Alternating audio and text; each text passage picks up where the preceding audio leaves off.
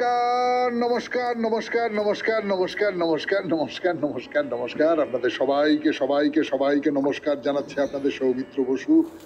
সবাইকে অজস্র শুভ কামনা জানাচ্ছে, সবাইকে স্বাগত জানাচ্ছে আজকের এই শরণাগত অনুষ্ঠানে এবং সবাইকে শুভ সকাল জানাচ্ছে।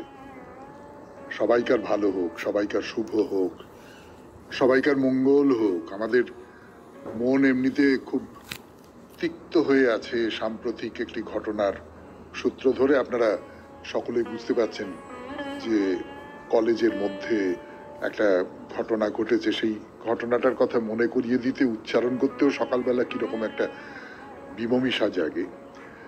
তো এই যে চারপাশটা একবারে একটা বিষাক্ত ধোঁয়ায় ঢেকে গেছে বলে মাঝে মাঝে মনে হয়, তার মধ্যে খুব মঙ্গল চিন্তা করতে ইচ্ছে করে, খুব ভালো হোক সকলের এই চিন্তাটা করতে খুব ইচ্ছে করে।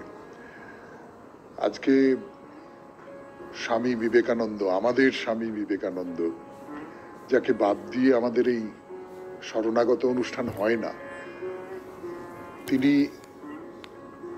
দেহরক্ষা করেছিলেন 4 জুলাই 1902 খ্রিস্টাব্দে। তাছাড়াও আজকে শ্রী শ্রী বৌদ্ধ দেবাবির্ভাব, আষাঢ় নবমীর পূজা। বেণীমাধবশীলের পঞ্জিকা অনুযায়ী আজকের দিনটার কথা এবার বলি। আজকে 19শে আষাঢ় 1432, ইংরেজির 4 জুলাই 2025, শুক্রবার। আজ নবমী। সূর্যোদয়ের সময় ভোর 5টা, সূর্যাস্তের সময় সন্ধে 6:23। নক্ষত্র চিত্রা। আজকে জন্মে তুলা রাশি, শূদ্র বর্ণ, মতান্তরে ক্ষত্রিয় বর্ণ, রাক্ষসগণ। অপরাহ্ন 5:50 গতে দেবগণ। আমাদের হোয়াটসঅ্যাপে চিঠি পাঠাবার নাম্বার 9831922927। চিঠির গোড়ায় অতি অবশ্যই SG লিখতে হবে। এবারে আজকের অনুষ্ঠান সম্পর্কে বলি। প্রথমে পুরাণ চিরন্তন। পুরাণ চিরন্তনে দুষ্যন্তের কথা আমরা শেষ করেছিলাম এবং মহাভারতের যে দুষ্যন্ত তার গল্প আর কালিদাসের অভিজ্ঞান শকুন্তলমের দুষ্যন্ত তার গল্প, এই দুটো খানিকটা পর্যন্ত আলাদা, সে কথা আমরা বলেছিলাম। দুষ্যন্ত শেষ পর্যন্ত শকুন্তলাকে স্বীকার করে নিলেন এবং তার পুত্র ভরতকে রাজা করলেন। এর পেছনে তার একটা কূটনৈতিক বুদ্ধির কথা বলা হয়েছে আমাদের পুরাণে, যেটা কালিদাস বলেননি, কালিদাস অন্যভাবে নিয়ে গেছেন। আজকে পুরাণ চিরন্তনের নতুন একটি প্রসঙ্গ শুরু করব। সেই প্রসঙ্গটা কি তখনই বলা যাবে। তারপরে চলে যাব স্বামী বিবেকানন্দের রচনা থেকে পাঠ, কর্মজীবনে বেদান্ত 4র্থ পর্ব থেকে পড়ে শোনাতে। তারপরে ঠাকুর শ্রী রামকৃষ্ণ পরমহংসদেবের কথামৃত থেকে পড়ব স্বামী গোকুলানন্দের রচনা মানসিক চাপ জয় করার উপায়, তাই নিয়ে তার লেখা থেকে পড়ব আপনাদের চিঠিপত্র, এবং শেষে বাইরে দূরে 92.7 বিগ FM এ শরণাগত অনুষ্ঠান শুনছেন। আমি আছি আপনাদের সঙ্গে, আপনাদের সৌমিত্র বসু। ফিরে আসছি গানের পর। শুরু করব পুরাণ চিরন্তন। ফিরে এলাম পুরাণ চিরন্তন নিয়ে 92.7 বিগ FM এ শরণাগত অনুষ্ঠানে। এই কালকে সন্ধেবেলা অটোয় করে একটা জায়গায় যাচ্ছিলাম, তো পাশে দুজন বসেছিলেন, যেরাম বসে থাকেন। তো ওই যে কসবার যে আইন কলেজ, তার বিষয়টা নিয়ে কথাবার্তা হচ্ছিল। তো একজন ভদ্রমহিলা, এমনি নিম্নবিত্তের একজন ভদ্রমহিলা, খুব সাধারণ একজন ভদ্রমহিলা, তিনি এই কথাটা উঠতে কিরকম একটা ঘেন্না, প্রবল ঘেন্না মেশানো গলায় বললেন, পাষণ্ড পাষণ্ড পাষণ্ড, এরকম একটা কথা বললেন। তো আমার মাথায় তো সবসময় শরণাগত ঘোরে। এই পাষণ্ড শব্দটা শুনে আমার মনে হলো যে পাষণ্ড শব্দটা এমনিতে তার মুখে মানায় না। পাষণ্ড তো একটু একটু সাজানো শব্দ, একটু অলঙ্কৃত শব্দ, কিন্তু এত জ্যান্ত হয়ে এলো, এত তীব্র হয়ে এলো তখনই মাথার মধ্যে ঘুরতে লাগলো যে পাষণ্ড শব্দটার মানে কি ঠিক ঠিক মতো। তো পাষণ্ড নিয়ে কথা শুরু করব আজ থেকে শরণাগত অনুষ্ঠানে 92.7 বিগ এফএমে। তারপরে চলে যাব তো যেরকম যাই স্বামী বিবেকানন্দের রচনা থেকে পাঠ এই পর্বে। তো এই পাষণ্ড নিয়ে কথা শুরু করবার আগে যেটা বলার সেটা হচ্ছে যে পাষণ্ড শব্দটা আমাদের প্রাচীনকালে তিন ভাবে উচ্চারণ করা হতো। একটা হচ্ছে পাষণ্ডিন মানে পাষণ্ডী, আর একটা হচ্ছে পাখণ্ড, আর একটা হচ্ছে পাখণ্ডিন বা পাখণ্ডী, পাষণ্ড বা পাখণ্ড। পাষণ্ড শব্দটা যদি ভাঙি তাহলে কি মানে বেরোয়? মানে বেরোয় পা, এই ধাতুর অর্থ রক্ষা করা। যেটা আমাদের রক্ষা করে সেটা হলো আমাদের চিরন্তন বৈদিক ধর্ম। এই বৈদিক ধর্ম বা বেদ ধর্মই তাহলে পা। এই বেদ ধর্মকে যারা খণ্ডন করে তারা হচ্ছে পাষণ্ড। অর্থাৎ বেদ ধর্ম স্তাং ষণ্ডয়তি নিষ্ফলং করতীতি পাষণ্ড। মানে বেদ ধর্ম, আমরা একটু বাড়িয়েই যদি বলি ধর্ম, আমাদের প্রত্যেকের ভেতরেই তো একটা ধর্মবোধ আছে কোথাও। এইটা করা উচিত, এইটা করা অনুচিত, এইটা ন্যায়, এইটা অন্যায়, এরকম একটা ধর্মবোধ তো আমাদের প্রত্যেকের মধ্যে রয়েছে। যখন কেউ সেই ধর্মবোধটাকে আঘাত করে, যখন কেউ সেই ধর্মবোধটাকে ভেঙে ফেলে, তখন আমাদের ভেতরে একটা প্রবল ধাক্কা লাগে। সেই ধাক্কা থেকে ওই যে অটোর ভদ্রমহিলা ফিস ফিস করে বলছিল পাষণ্ড পাষণ্ড পাষণ্ড, একটা অসহায় ভাবে এই কথাটা বলছিলেন, এই মনোভাবটা বেরিয়ে আসে। শুনছেন পাষণ্ড কথা পুরাণ চিরন্তন এই পর্বে 92.7 বিগ এফএমে শরণাগত অনুষ্ঠানে। ফিরে আসছি গানের পর। শব্দটা যে ভদ্রমহিলা ব্যবহার করেছেন সেইখান থেকে সরে আসি প্রাচীন যুগে। সেখানে বলা হচ্ছে যে যারা বৈদিক শাস্ত্র বিরোধী বৌদ্ধ খপনক ইত্যাদি ইত্যাদি তারাই পাষণ্ড নামে চিহ্নিত হয়েছেন।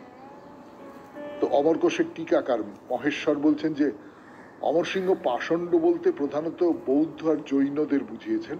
তারপর বলেছেন যারা আর্য ভাবিত শাস্ত্রাচার মানে না তারাই পাষণ্ড। পাষণ্ড অর্থে ধর্মবিরোধী বলতে পারেন। এবং এই শব্দটা কত প্রাচীন সেটাও তার একটা আন্দাজ আমরা করতে পারছি। তার কারণ হচ্ছে যে যখন বৌদ্ধ ধর্ম বা জৈন ধর্ম চলে আসে, যীশুখ্রিস্ট জন্মাবারও আগেকার কথা, সেই সময় একটা প্রচলিত ধর্ম আছে, সেই ধর্ম সকলে মেনে চলেন। তার মধ্যে অন্য কেউ একজন বললেন যে না এইগুলো এইগুলো মানতে বলছি, অন্য আর একটা ধর্মমত তৈরি হয়ে গেল। তখন এই যে পুরনো ধর্মমতের মানুষ যারা, তারা এই নতুন ধর্মমতকে তো পছন্দ করবেন না, অনেকেই করবেন না। তারা বলবেন যে না এটা ঠিক না, এটা অন্যায়, এমনকি খুব হিংস্র ভাবে তার বিরুদ্ধে কথা বলবেন, তাকে আক্রমণ করবেন, নানান দিক থেকে আক্রমণ করবেন। এইরকমটা তো হয়। তো প্রাচীন হিন্দু যারা, তারা এই বৌদ্ধ ধর্মের লোকেদের বা জৈন ধর্মের লোকেদের তাদের এই পাষণ্ড শব্দটা বলেছেন। এবং এই টিকাকার মহেশ্বর অমরকোষের টিকা দিতে গিয়ে পাষণ্ড না বলে পাখণ্ড বলেছেন। তো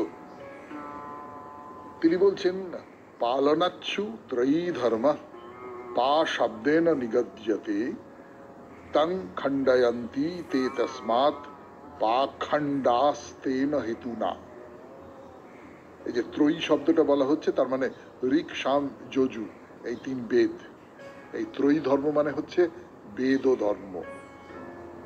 পা শব্দে ত্রয়ী বা বেদ ধর্মের পালন বোঝায়। সেই বেদ ধর্মকে যারা খণ্ডন করে অর্থাৎ মানতে চায় না, সেই কারণেই তাদের পাষণ্ড বলা হয়।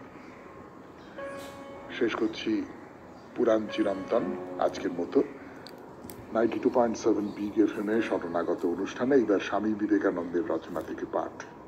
আমি আছি আপনাদের সঙ্গে, আপনাদের সৌমিত্র বসু।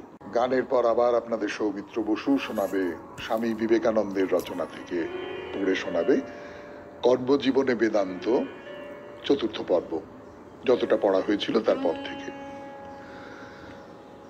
তাহারা পুনর্জন্মবাদও মানিয়া থাকেন। এই দেহের ধ্বংস হইলে জীব আর এক দেহ লাভ করিবে, আবার সেই দেহ নাশের পর আবার এক দেহ এই রূপী চলিবে। জীব এই পৃথিবীতে জন্মাইতে পারে, অন্য কোনো লোকেও জন্মাইতে পারে, তবে এই পৃথিবীকেই সকলের আগে পছন্দ করা হয়। আমাদের উদ্দেশ্য সাধনের জন্য এই পৃথিবী শ্রেষ্ঠ স্থান। অন্যান্য লোকে দুঃখ কষ্ট খুব সামান্য আছে বটে, কিন্তু সাধকেরা বলেন ওই জন্যই সেই সকল লোকে উচ্চতর বিষয় চিন্তা করিবার সুযোগও অল্প।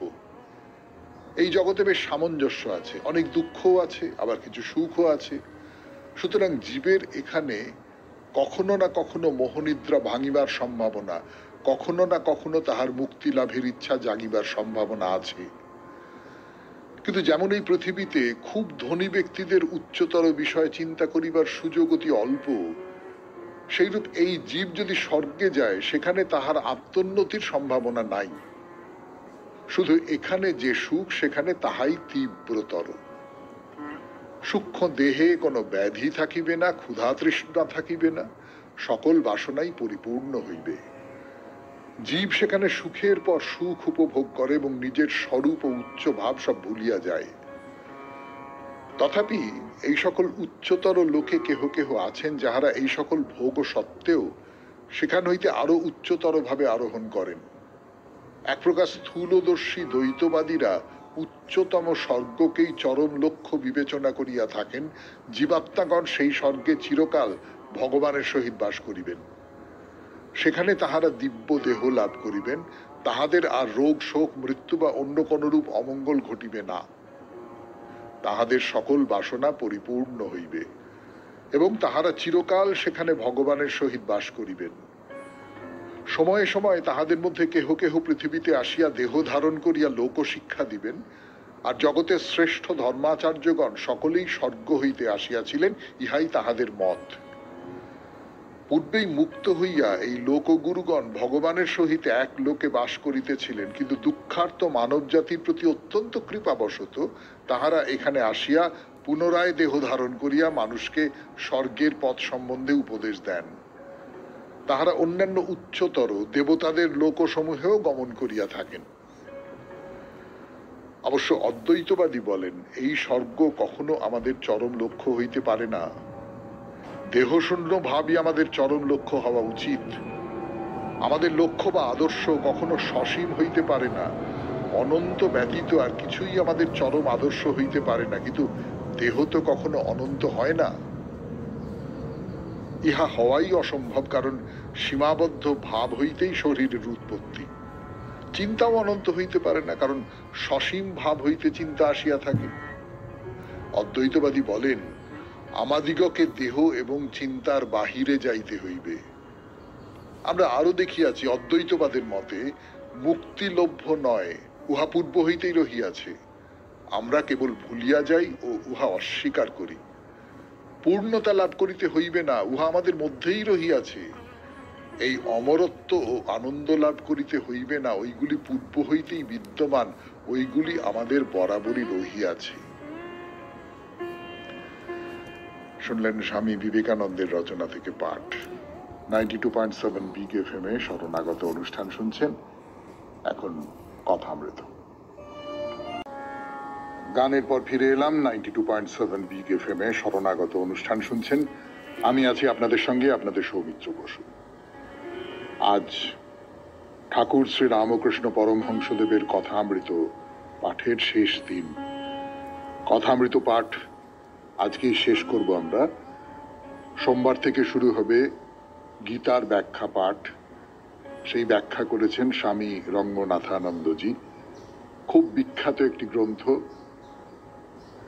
বড় গ্রন্থ, 3 খণ্ডে সম্পূর্ণ হয়েছে।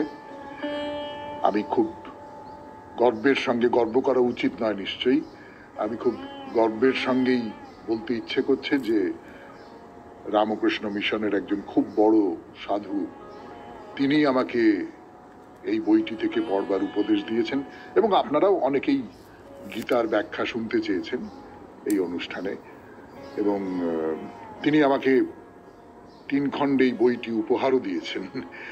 ফলে আমার খুব সুবিধে হবে, এবং সত্যি সত্যি আমি গভীর বিনতিতে এবং গভীর কৃতজ্ঞতায় এটি পাঠ করা শুরু করব সোমবার থেকে। আজকে শ্রীরামকৃষ্ণ কর্মযোগ নিয়ে তার 2-4টি কথা আপনাদের শোনাব। পরমহংসদেব বলতেন, কর্ম সকলকেই করতে হয়। জ্ঞান, ভক্তি ও কর্ম এই 3টি ঈশ্বরের কাছে পৌঁছবার পথ। গীতায় আছে, সাধু গৃহস্থ প্রথমে চিত্তশুদ্ধির জন্য গুরুর উপদেশ অনুসারে অনাসক্ত হয়ে কর্ম করবে। মানে আমি কর্তা, এটা হলো অজ্ঞান। ধন জন কার্যকলাপ আমার, অজ্ঞান। গীতায় আছে, নিজেকে অকর্তা জেনে ঈশ্বরকে ফল সমর্পণ করে কাজ করতে হবে। গীতায় আরো আছে যে সিদ্ধি লাভের পরেও প্রত্যাদিষ্ট হয়ে কেউ কেউ যেমন জনক কর্ম করে। গীতায় যে কর্মযোগ আছে সেটা হচ্ছে এই, ঠাকুর শ্রী রামকৃষ্ণ এই কথাই বলতেন যে অনাসক্ত ভাবে কর্ম করে যাও।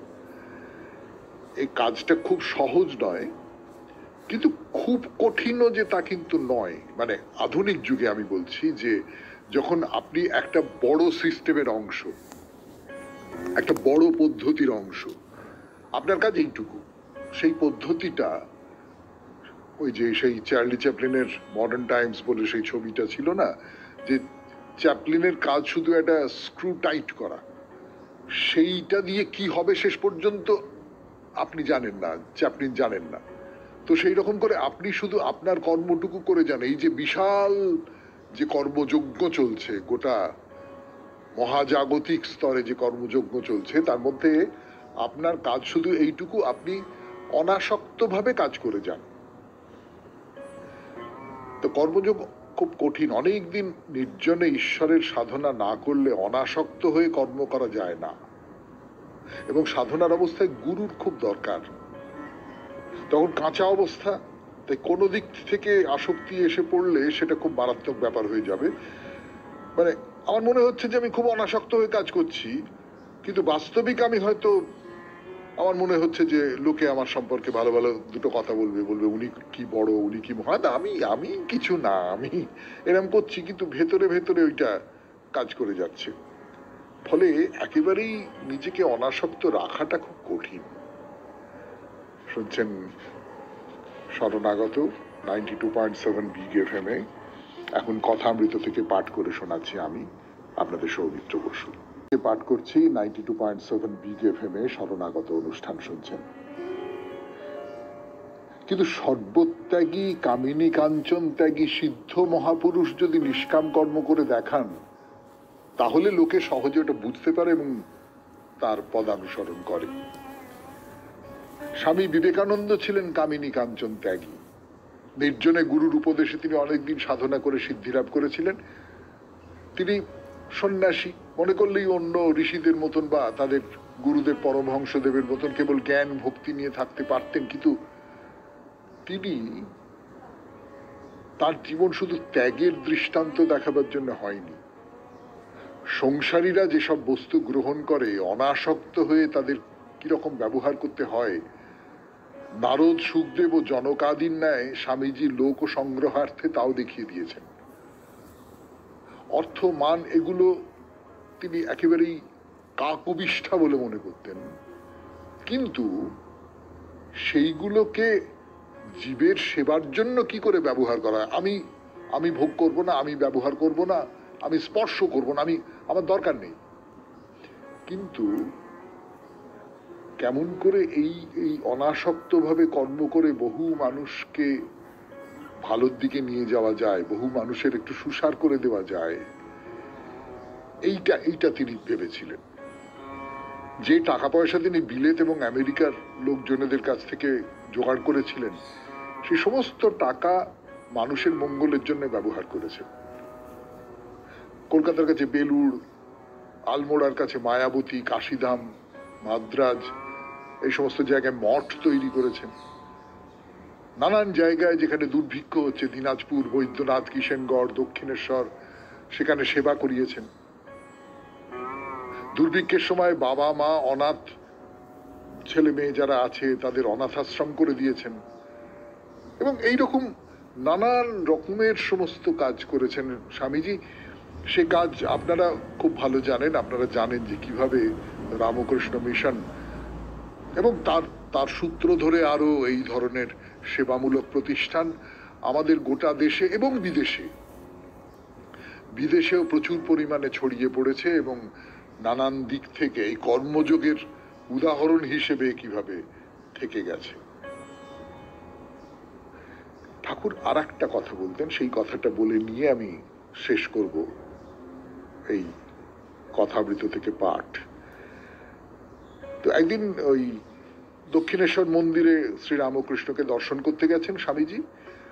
তো ভবনাথ আছেন, বাবুরাম আছেন। তারা নরেন্দ্র জিজ্ঞেস করলেন যে স্ত্রীলোক নিয়ে আমরা কি করে সাধনা করতে হয়। তো ঠাকুর বললেন, তোর এই সমস্ত কথা শুনে কাজ নেই। ওই কর্তা ভজা, ঘোষপাড়া, পঞ্চনামী, আবার ভৈরবী এরা ঠিক সাধনা করতে পারে না, এদের পতন হয়। ওসব পথ নোংরা পথ, ভালো পথ নয়। শুদ্ধ পথ দিয়ে যাওয়াই ভালো। কাশিতে আমায় ভৈরবী চক্রে নিয়ে গেল, একজন করে ভৈরব, একজন করে ভৈরবী। আমাকে কারণ পান করতে বললো। তাই বললাম, মা আমি তো কারণ ছুঁতে পারি না। তারা খেতে লাগলো। ভাবলাম এইবার বুঝি জব ধ্যান করবে, তার নাম মদ খেয়ে নাচতে আরম্ভ করলো। কি জানো, আমার ভাব হচ্ছে মাতৃভাব, সন্তান ভাব। মাতৃভাব অতি শুদ্ধ ভাব, এতে কোনো বিপদ নেই। স্ত্রী ভাব, বীর ভাব, এ বড় কঠিন, ঠিক রাখা যায় না, পতন হয়। তোমরা আপনার লোক, তোমাদের বলছি, শেষে এই বুঝেছি, তিনি পূর্ণ, আমি তার অংশ। তিনি প্রভু, আমি তার দাস। আবার একবার ভাবি, তিনি আমি, আমি তিনি। আর ভক্তি সার। আমাদের মতো মানুষের কাছে ভক্তি সার। এই কথাটি বলে শেষ করলাম কথামৃত। 92.7 বিগ এফএম এ শরণাগত অনুষ্ঠানে এখন স্বামী গোকুলানন্দের রচনা থেকে পড়ে শোনাবো মানসিক চাপ জয় করার উপায়। গোকুলানন্দের রচনা থেকে পাঠ। 92.7 বিগ এফএম এ শরণাগত অনুষ্ঠান শুনছেন। আমি আছি আপনাদের সঙ্গে, আপনাদের সৌমিত্র বসু। মানসিক চাপকে মানসিক শক্তিতে পরিণত করতে গেলে কি করতে হবে? আত্মবিশ্লেষণ করতে হবে, অন্তর্দর্শন করতে হবে। এইবারে পড়ে শোনাই স্বামী গোকুলানন্দজি এরপরে কি বলছেন। জীবনের উদ্দেশ্যকে আপনি দুটি শ্রেণীতে ভাগ করতে পারেন। এক, আপাত বা আপেক্ষিক উদ্দেশ্য, আর দুই, চূড়ান্ত বা পরম উদ্দেশ্য। জাগতিক সাফল্য, যেমন ধরুন কোনো বিশেষ পেশায় উৎকর্ষ, এই প্রথম শ্রেণীর অন্তর্ভুক্ত। এরপর প্রশ্ন আসে, জীবনে আমাদের কোনো পরম লক্ষ্য আছে কি না? আমাদের অন্তঃস্থিত প্রকৃত সত্তা, আমাদের দিব্য সত্তাকে জানার আকাঙ্ক্ষাই হলো আমাদের পরম উদ্দেশ্য। দোষ ত্রুটি, সীমাবদ্ধতা আর অপূর্ণতায় ঠাসা এই জৈবিক সত্তাকে ছাড়িয়ে যদি জীবনের উচ্চতর মাত্রাকে উপলব্ধি করা যায়, তবে সেই উপলব্ধি আমাদের অসাধারণ শক্তি যোগায়, আমাদের জানায় যে আমাদের মধ্যে এক দিব্য অনন্ত সত্তা উপস্থিত।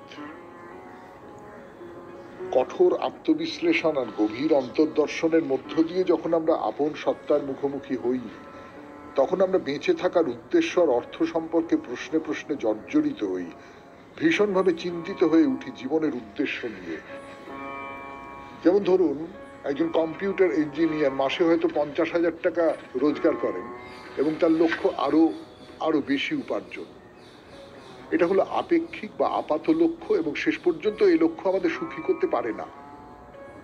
লাখ লাখ টাকা রোজগারের পরেও যদি আমরা মনকে প্রশিক্ষিত করতে না শিখি, সব উপার্জন বিফলে যাবে, কারণ মানসিক চাপের থাবায় আমরা বিধ্বস্ত হব। অন্তরসাগরে ডুব দেওয়াই এক্ষেত্রে একমাত্র সমাধান। আমাদের মধ্যস্থিত অসীম তাৎপর্যময় অন্তঃসত্ত্বার উপলব্ধি আমাদের লক্ষ্য হওয়া উচিত। জীবনের আপাত লক্ষ্য আর চূড়ান্ত লক্ষ্যের মধ্যে পার্থক্য নিরূপণই আমাদের প্রথম কাজ।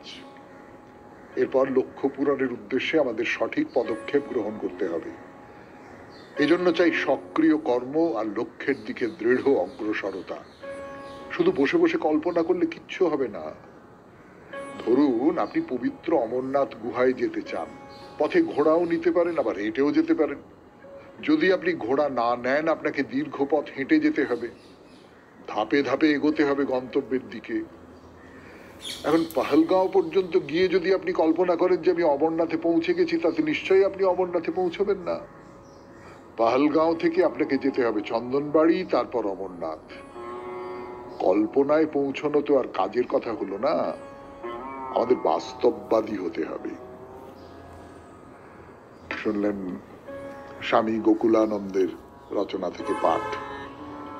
মানসিক চাপ নিয়ন্ত্রণে চাই প্রার্থনা, এই হলো এই অধ্যায়ের শিরোনাম। এরপর গান, গানের পর আপনাদের চিঠি। এবারে চিঠিপত্র 92.7 বিগ এফএম এ শরণাগত অনুষ্ঠানে চিঠি লিখেছেন সৌমিত্র চট্টোপাধ্যায় বারুইপুর থেকে। সৌমিত্রবাবুর চমকপ্রদ বিষয় নির্বাচন প্রবীণ বয়সেও মন মাতায়। রথের বেলার কথায় মনটা স্বপ্ন উড়ান ভাসিয়েছে ছেলেবেলার রঙিন পথে। বিরাট কাঠের রথ সাজাতুম ভাই বোনে মিলে, বাগানের রাধাচূড়া রঙ্গন ফুলে। মালা পরিয়ে ধূপ জেলে জগন্নাথ সুভদ্রা বলরামের রথ পরিক্রমা শুরু হতো পাড়ার গলিপথে। লোভ থাকতো রথের ঠাকুরকে দেয়া মিষ্টি বাতাসার ওপর। রথযাত্রা শেষ হলেই মিষ্টি প্রসাদ কতক্ষণে পেটে পড়বে তারই অপেক্ষা। পাড়ার ছেলে মেয়েরাও রথ টানছে গলিপথে। কাঁসর ঘণ্টার শব্দ আর কচি কণ্ঠের কলরলে আকাশ বাতাস মুখর। আরো মজাটা ছিল রথ টানার পর বারুইপুর রাসমাঠের রথের মেলায় যাওয়া। 300 বছরের পুরনো চৌধুরীদের রথের মেলায় বাবার হাত ধরে 5 ভাই বোনে সেজে গুজে নাচতে নাচতে যেতুম। তুমুল বৃষ্টি হতো, কিন্তু কি আশ্চর্য, জল কাদাতেও আমার সাদা কেডস পরে যেতেই হবে, সে কাদায় কালো হোক গে। রাসমাঠ জুড়ে মেলা, বৃষ্টিতে লোকের পায়ে পায়ে প্যাচর প্যাচর কাদা মারিয়ে হাঁটছি। সার সার চারা গাছের দোকান, কত কি গাছ, কত লোকে বেছে বেছে কিনছে। জেঠুও দেখতুম আম লেবু গাছ কিনে আনতেন।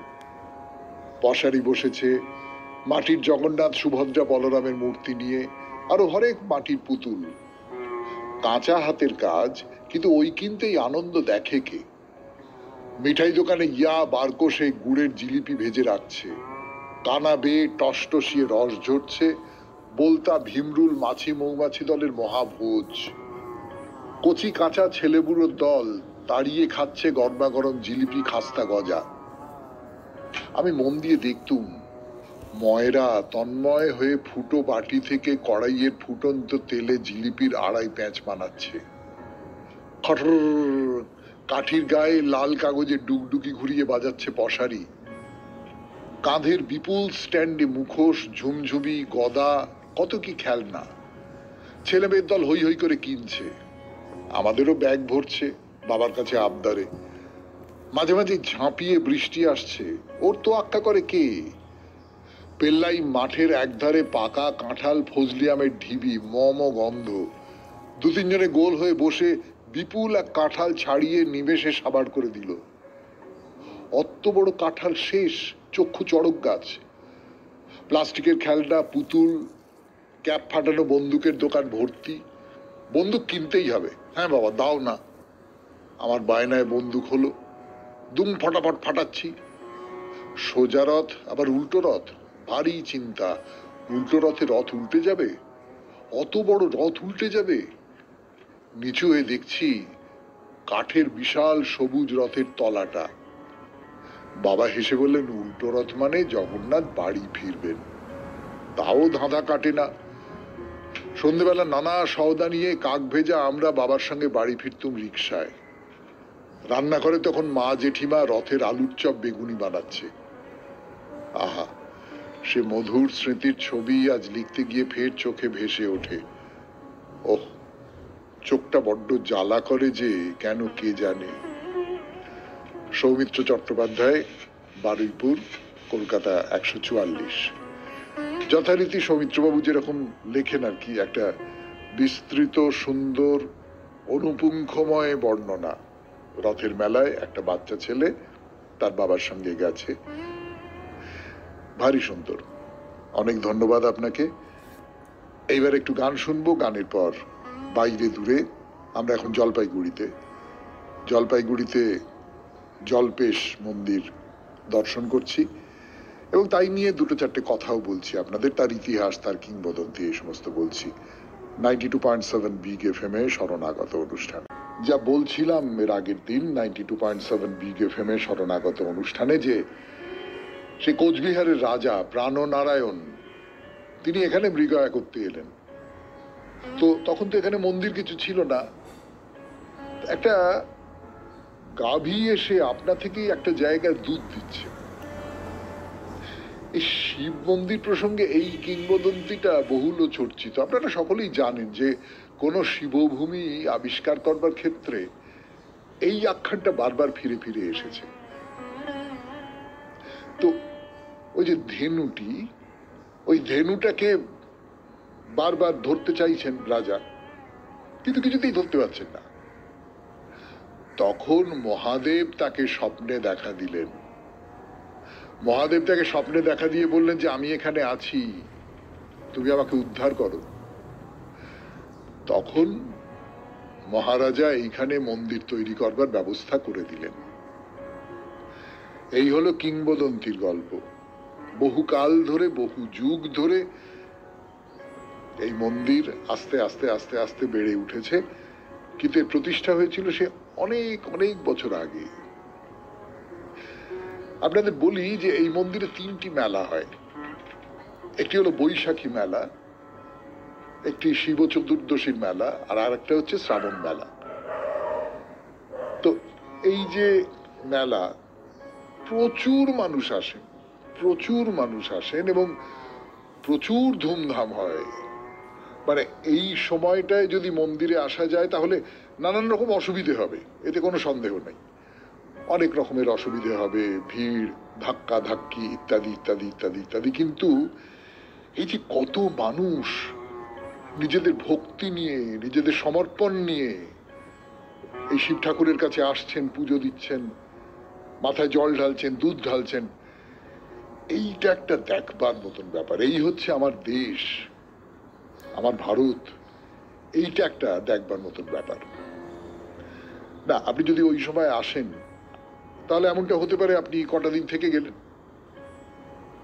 তা থেকে যদি যেতে চান তাহলে থাকবার ব্যবস্থা কিছু আছে কি, সেই কথা বলবার জন্য ফিরে আসছে আপনাদের সৌমিত্র বসু। একটু গান শোনাই, তারপর শুরু হবে কথা। গানের পর আবার জলপেশ মন্দিরের কথা। জলপেশ মন্দিরের কথা বলা হয়ে গেছে বস্তুত।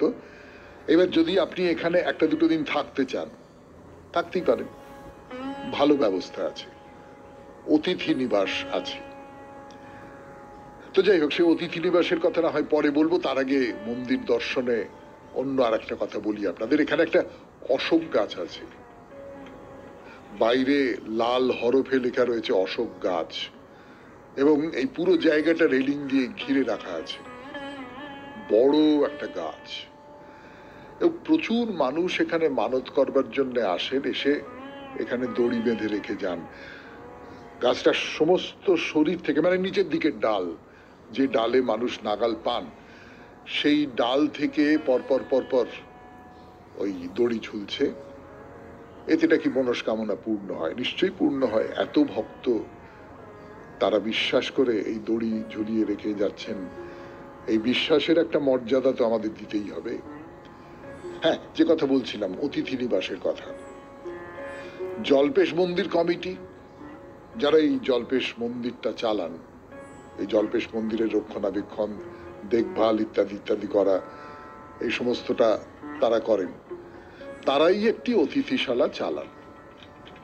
চমৎকার ব্যবস্থা, এবং দেখতেও খুব সুন্দর। জানেন, আপনি গেট দিয়ে ঢুকলেন, তো ঢুকে একটা চওড়া ইটের বাঁধানো রাস্তা চলে গেছে, আর তার দুপাশে সবুজ মাঠ, গাছপালা, তার মধ্যে দিয়ে একেবারে সোজা চলে গেলেন, বেশ খানিকটা যেতে হবে আপনাকে।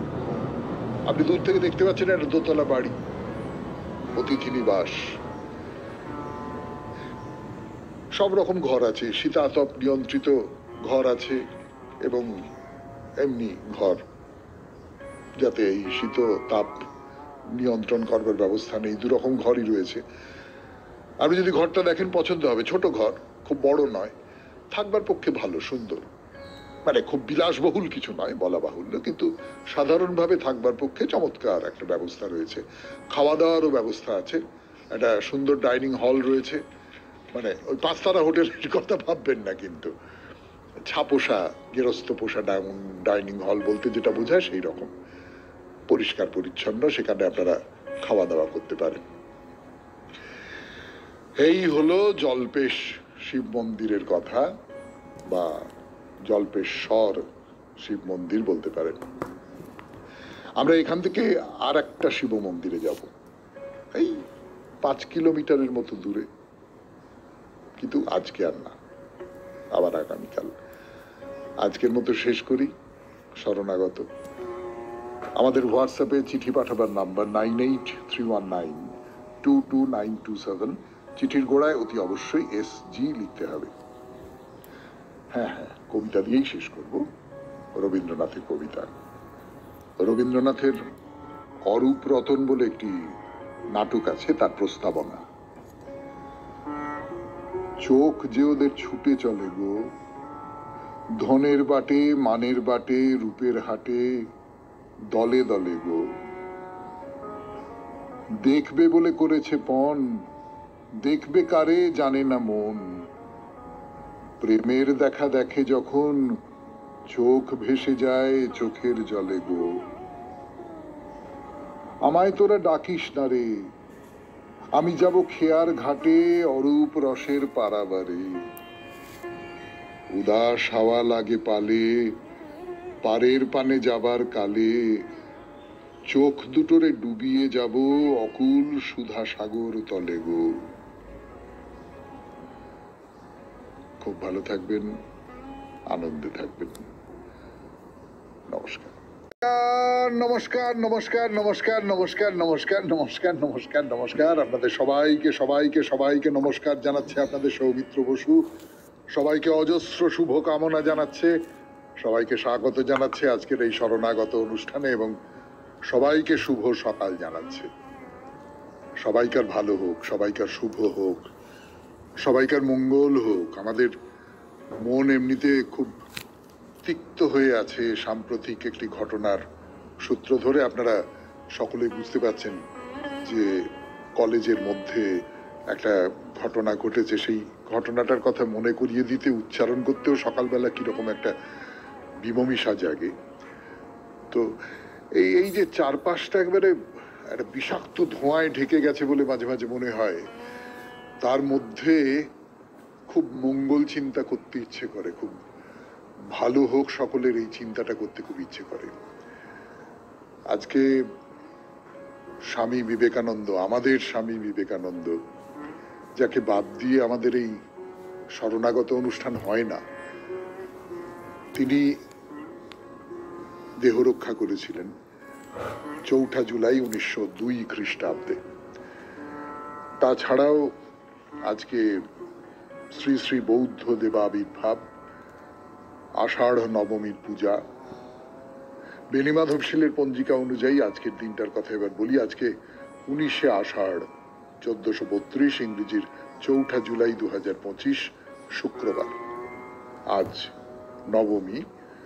সূর্যোদয়ের সময় ভোর 5টা, সূর্যাস্তের সময় সন্ধে 6:23। নক্ষত্র চিত্রা। আজকে জন্মে তুলা রাশি, শূদ্র বর্ণ, মতান্তরে ক্ষত্রিয় বর্ণ, রাক্ষসগণ। অপরাহ্ন 5:50 গতে দেবগণ। আমাদের হোয়াটসঅ্যাপে চিঠি পাঠাবার নাম্বার 9831922927। চিঠির গোড়ায় অতি অবশ্যই SG লিখতে হবে। এবারে আজকের অনুষ্ঠান সম্পর্কে বলি। প্রথমে পুরাণ চিরন্তন। পুরাণ চিরন্তনে দুষ্যন্তের কথা আমরা শেষ করেছিলাম, এবং মহাভারতের যে দুষ্যন্ত তার গল্প, আর কালিদাসের অভিজ্ঞান ও শকুন্তলমের দুষ্যন্ত তার গল্প, এই দুটো খানিকটা পর্যন্ত আলাদা, সে কথা আমরা বলেছিলাম। দুষ্যন্ত শেষ পর্যন্ত শকুন্তলাকে স্বীকার করে নিলেন এবং তার পুত্র ভরতকে রাজা করলেন। এর পেছনে তার একটা কূটনৈতিক বুদ্ধির কথা বলা হয়েছে আমাদের পুরাণে, যেটা কালিদাস বলেননি। কালিদাস অন্য